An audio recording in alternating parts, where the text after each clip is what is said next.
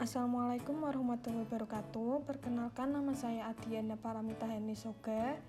Saya peserta Latsar CPNS 2025 Penyuluh Agama Ahli Pertama Angkatan 23 Kelompok 1. Saya akan membagikan tentang laporan aktualisasi Latsar saya yang berjudul Penguatan Peran Media Sosial KUA Kecamatan Genuk Kota Semarang sebagai Sarana Literasi Keagamaan. Unit kerja saya yaitu di KUA Kecamatan Genuk Kota Semarang. Pada KUA, saya memilih core issue minimnya literasi keagamaan pada media sosial KUA Kecamatan Genuk melalui metode penyuluhan Islam yang adaptif. Maka dari itu, saya mengambil judul Penguatan Peran Media Sosial KUA Kecamatan Genuk Kota Semarang sebagai Sarana Literasi Keagamaan. Adapun tahapan kegiatannya, yang pertama, survei kebutuhan literasi keagamaan masyarakat, yang kedua, penyusunan konten plan dakwah digital, yang ketiga, produksi konten dakwah kreatif, yang keempat, kolaborasi dengan penyuluh agama dan tokoh lokal, yang kelima, publikasi konten dengan metode adaptif, yang keenam, monitoring dengan evaluasi konten dakwah digital. Adapun output dari survei kebutuhan literasi keagamaan masyarakat, yang pertama yaitu menyusun instrumen survei dan menganalisis hasil survei untuk mengetahui kebutuhan topik literasi keagamaan yang relevan. Pada tahap kegiatan ini mengandung nilai berorientasi pelayanan, akuntabel, dan harmonis. Pada tahap kedua, penyusunan konten plan dakwah digital, yaitu saya menentukan tema utama seperti beragama, keluarga sakinah, toleransi, dan pencegahan pernikahan dini, dan lain-lain. Yang kedua, membuat kalender konten mingguan dan menentukan bentuk konten.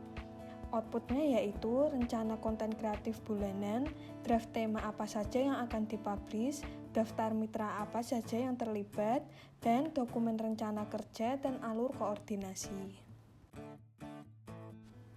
Pada tahap ketiga, saya melakukan produksi konten dakwah kreatif, yaitu dengan membentuk tim kreatif, seperti peserta Latsar, penyuluh agama, dan ASN yang ada di KUA. Yang kedua, mengoptimalisasi akun KUA di Instagram. Yang ketiga, menyusun strategi posting rutin sesuai algoritma platform. Yang keempat, merancang teks konsep dan pesan utama yang akan dituangkan dalam konten flyer. Lalu mendesain konten visual yang menarik. Adapun outputnya yaitu akun media sosial yang aktif dengan engagement yang meningkat, dan menentukan media apa saja yang akan dipakai, dan konten dakwah berupa flyer digital atau infografis. Pada tahapan ini mengandung nilai kompeten, loyal, dan adaptif. Pada tahap ini, saya melakukan kolaborasi dengan penyuluh agama dan tokoh lokal, yaitu dengan mengundang penyuluh agama ataupun ustadz untuk menjadi narasumber konten dan membuat seri konten kolaboratif dengan output konten bersama yang memperkuat kepercayaan masyarakat. Pada tahap ini, terkandung nilai kolaboratif, harmonis, dan adaptif.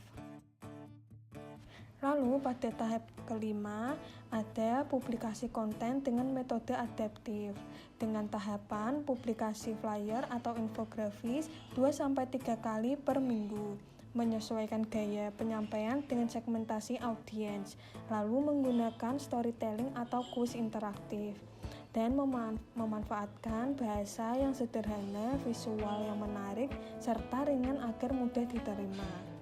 Dengan output konten flyer yang dipublish sesuai jadwalnya. Pada tahapan ini terkandung nilai adaptif, kompeten, dan loyal. Lalu tahapan yang terakhir ada monitoring dan evaluasi konten dakwah digital. Pada tahapan ini saya menganalisis data insight seperti jumlah penonton, like, share, komentar, dan lain-lain, dan mengumpulkan umpan balik masyarakat melalui polling atau survei online. Lalu saya menyusun laporan bulanan dan rekomendasi perbaikan strategi konten. Dengan output, data evaluasi untuk meningkatkan kualitas konten dakwah. Pada tahapan ini terkandung nilai akuntabel, kompeten, dan harmonis. Pelaksanaan kegiatan aktualisasi dengan tema penguatan peran media sosial KUA Kecamatan Genuk Kota Semarang sebagai sarana literasi keagamaan telah berjalan dengan baik dan mencapai tujuan yang diharapkan. Melalui kegiatan ini, KUA Kecamatan Genuk mampu memanfaatkan media sosial sebagai sarana strategis dalam menyebarluaskan pesan-pesan dakwah, edukasi keagamaan, serta informasi layanan publik secara menarik, cepat, dan mudah dijangkau masyarakat.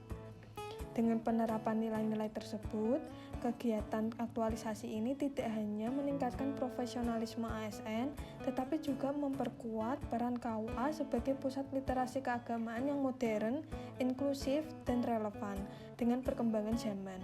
Kedepan diharapkan kegiatan ini dapat terus dikembangkan secara berkelanjutan untuk mewujudkan ASN yang berintegritas, adaptif, dan memberikan manfaat nyata bagi masyarakat. Terima kasih.